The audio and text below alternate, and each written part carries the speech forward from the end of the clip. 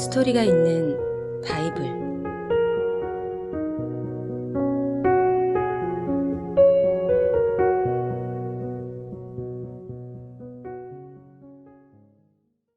리브가. 아브라함과 사라는 어느덧 나이가 아주 많은 할아버지 할머니가 되었습니다. 이삭도 벌써 40살이 다 되어가고 있었지요. 그런데 그때까지 이삭은 결혼을 못하고 있었습니다. 그러던 어느 날 이삭의 어머니 사라가 죽었습니다. 아브라함과 이삭은 무덤에 묻었습니다. 이제 남자 2사람만 덩그러니 천막에 살게 되었지요. 아브라함은 이삭이 지금 살고 있는 곳의 여자와 결혼하는 것을 싫어했습니다. 자기들이 지금 살고 있는 땅, 그러니까 가나안에 사는 사람들은 하나님을 사랑하는 사람들이 아니었거든요. 아브라함은 자기가 가장 믿는 하인을 불렀습니다. 엘리에셀이라는 이름의 하인이었습니다. 아브라함이 엘리에셀에게 말했습니다. 엘리에셀, 나를 위해서 어려운 일을 해주어야겠네. 나는 이삭이 이 나라 여자와 결혼하는 것이 싫어. 그래서 자네를 옛날에 내가 살던 나라에 보내려고 한다네. 그곳에는 우리 가족들이 아직도 살고 있지. 내 동생이 결혼해서 그곳에 살고 있다네. 자녀도 있고 손자, 손녀까지 얻었을 거야. 그 중에서 이삭을 위한 신부를 한번 찾아보게. 엘리에셀은 처음부터 걱정이 이만저만이 아니었습니다. 그렇지만 주인인 아브라함의 말씀을 따라 길을 떠났습니다. 엘리에셀은 낙타를 10마리나 끌고 갔습니다. 낙타를 그렇게 많이 끌고 간 이유가 뭘까요? 나중에 신부를 태우고 올 낙타 1마리만 끌고 가도 충분하지 않을까요? 무엇 때문일까요? 신부와 신부 가족에게 줄 선물을 잔뜩 가지고 갔거든요. 그 선물을 다 싣다 보니 낙타가 10마리나 필요했던 겁니다. 엘리에셀은 여행을 하는 동안 낙타를 돌볼 하인도 서넛 데리고 갔습니다. 아브라함이 예전에 살던 나라까지 가려면 꽤 먼 거리를 여행해야 했습니다. 마침내 긴 여행을 마치고 아브라함의 고향에 도착했습니다. 엘리에셀은 앞으로 어떻게 할지 생각했습니다. 이삭 도련님의 신부를 어떻게 찾지? 이곳에는 신부가 될 만한 아가씨들이 아주 많은 것 같은데. 그렇지. 이삭 도련님의 신부가 될 사람은 무엇보다 하나님을 사랑하는 사람이어야 해. 그런데 내가 그걸 어떻게 한눈에 척 알아낼 수 있을까? 그런 것은 하나님만이 분명하게 아시는데. 하나님께서 나를 도와주시는 수밖에 없겠구나. 그래서 엘리에셀은 기도를 했습니다. 주님, 저를 도와주십시오. 제가 좋은 계획을 세웠습니다. 저는 이제 성 가까이 있는 우물에 가려고 합니다. 저녁이 되면 아가씨들이 항아리를 들고 그곳에 물을 기르러 옵니다. 제가 그 아가씨들에게 물 한 모금만 주시오 라고 부탁을 하는 겁니다. 그때 저에게 여기요, 이 물을 마시세요. 그리고 저 낙타들에게도 제가 물을 주겠습니다. 하고 말하는 아가씨가 있으면 그 아가씨가 바로 주님이 이삭 도련님을 위해 찾아주신 신부인 줄 알겠습니다. 엘리에셀이 정말 좋은 계획을 세웠네요. 엘리에셀은 주인인 아브라함과 함께 있으면서 하나님을 확실히 믿으면 모든 일이 잘 된다는 것을 배웠습니다. 그래서 자기도 이번 일을 위해 하나님을 믿고 계획을 짰던 겁니다. 그 성에 있는 어떤 큰 집에 아주 예쁜 아가씨가 살고 있었습니다. 아가씨 이름은 리브가였습니다. 리브가는 마음씨도 아주 따뜻했습니다. 리브가에게는 오빠가 있는데 오빠의 이름은 라반이었지요. 리브가의 부모님도 모두 살아계셨는데 아버지의 이름은 부두엘이었습니다. 리브가는 매일 우물에 가서 물을 길어 왔습니다. 물을 기르러 갈 때는 항아리를 메고 갔습니다. 항아리는 흙을 구워 만든 큰 병 같은 것인데 보통 어깨에 메고 다니지요. 항아리를 어깨에 메면 항아리에 물이 가득 들어있을 때에도 잘 걸을 수 있거든요. 여느 때와 같이 리브가는 항아리를 메고 우물에 물을 기르러 갔습니다. 그때는 저녁 무렵이었지요. 우물에 도착한 리브가는 저쪽에 어떤 사람이 서 있는 것을 보았습니다. 한 번도 본 적이 없는 낯선 사람이었지요. 이 근처에 사는 사람이 아닌 것이 분명했습니다. 곁에 낙타가 10마리나 있는 것을 보니 굉장한 부자인 것 같았습니다. 그 사람은 리브가를 가만히 쳐다보다가 이내 아무 말도 하지 않고 그냥 서 있었습니다. 리브가는 항아리에 물을 가득 담고 집으로 돌아가려고 했습니다. 그 낯선 사람은 그제야 이렇게 말을 걸었습니다.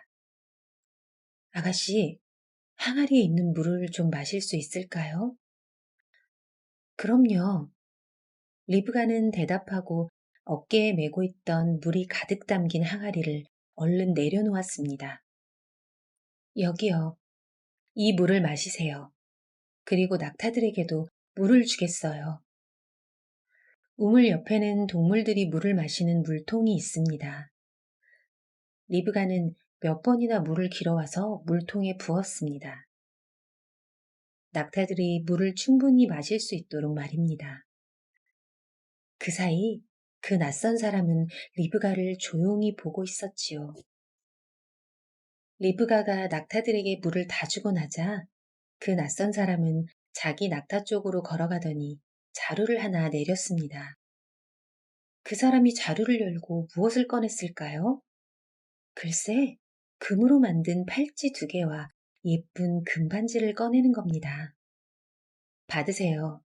낯선 사람이 말했습니다. 아가씨에게 주는 선물입니다. 리브가는 깜짝 놀랐습니다. 이렇게 예쁜 팔찌를 진짜로 자기에게 준다고? 정말인 것 같았습니다. 그 낯선 사람은 리브가의 팔에 팔찌를 끼워 주었습니다. 이 낯선 사람은 도대체 누구였을까요? 맞습니다. 바로 아브라함의 하인인 엘리에셀이었습니다. 엘리에셀이 리브가에게 말했습니다. 아가씨 이름이 뭐지요? 혹시 오늘 밤 아가씨 아버지의 집에서 잘 수 있을까요? 나뿐만 아니라 내 하인들과 낙타들도 함께 쉴 수 있을까요? 리브가가 말했습니다. 저는 리브가라고 합니다. 저의 아버지는 부두엘이에요. 저희는 아주 큰 집에 살아요.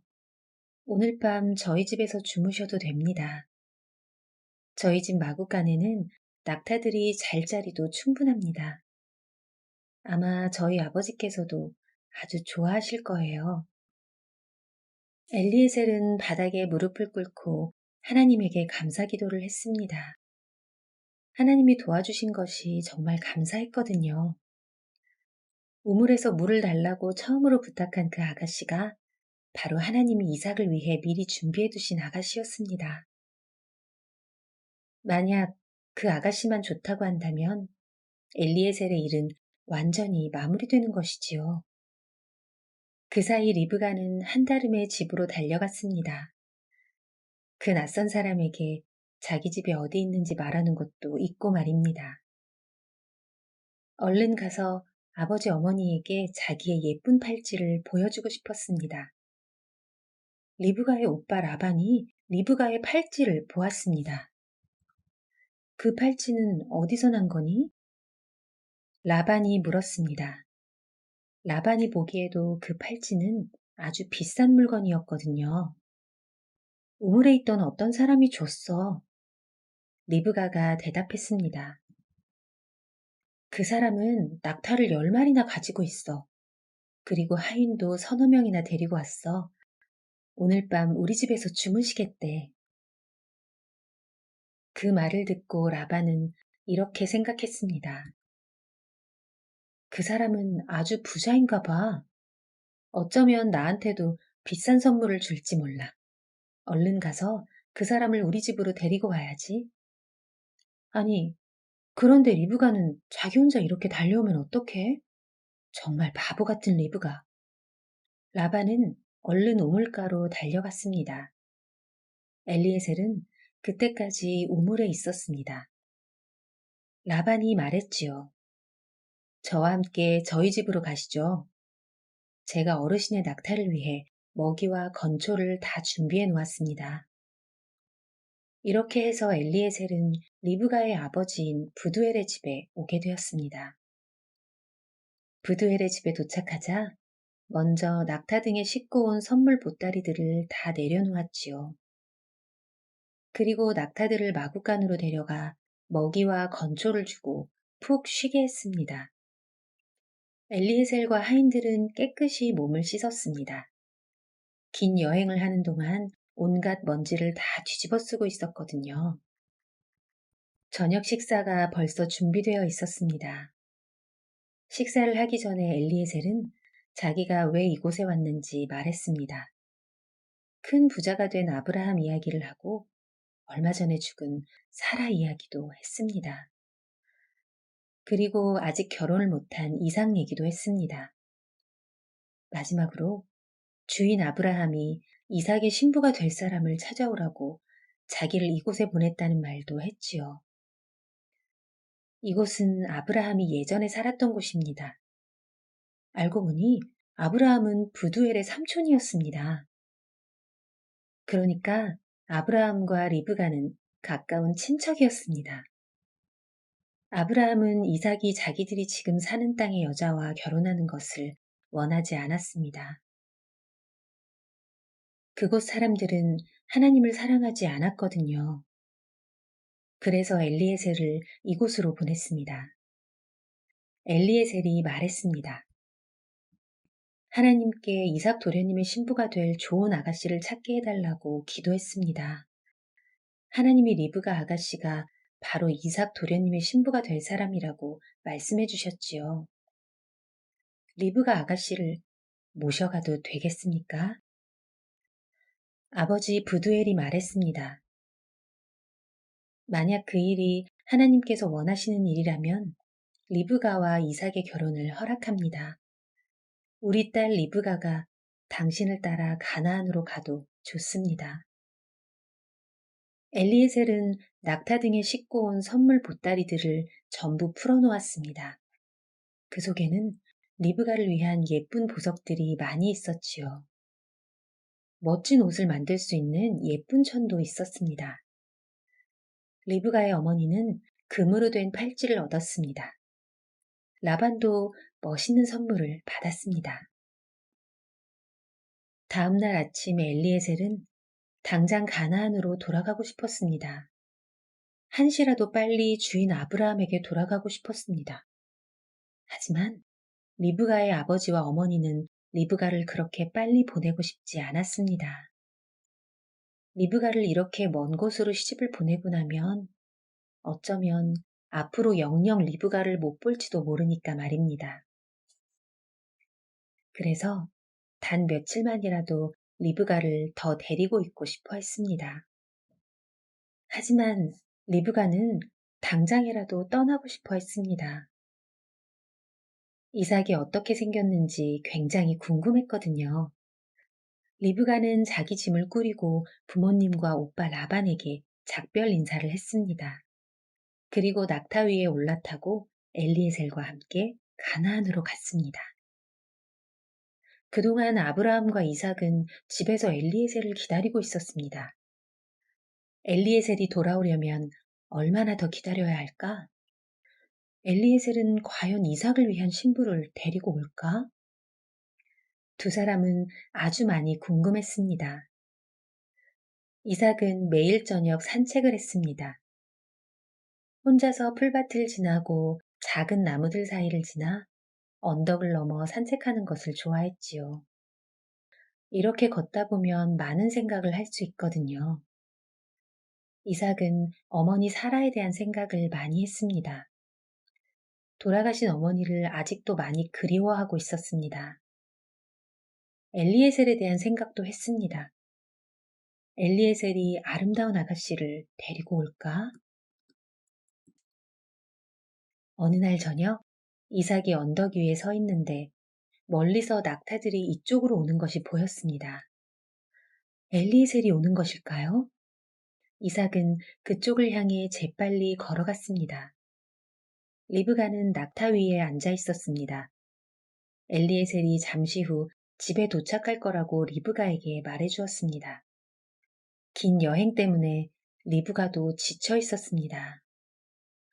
하지만 궁금한 것도 많았지요. 이삭은 어떻게 생겼을까? 이삭이 자기를 좋아할까?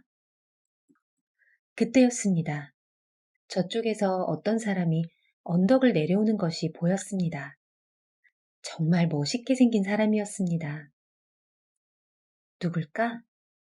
리브가는 엘리에셀에게 물어보았지요. 저분이 이삭 도련님입니다. 엘리에셀이 대답했습니다. 리브가는 낙타에서 내렸습니다. 그리고 이삭에게 걸어갔습니다. 이삭도 리브가 쪽으로 걸어왔지요. 두 사람은 얼굴을 보는 첫 순간부터 서로 아주 마음에 들었습니다. 이삭은 리브가를 데리고 아브라함이 있는 천막으로 갔습니다. 그리고 리브가에게 모든 것들을 보여주었지요. 얼마 후 두 사람은 결혼식을 올렸습니다. 두 사람은 서로 진심으로 사랑하며 아주 행복하게 살았습니다.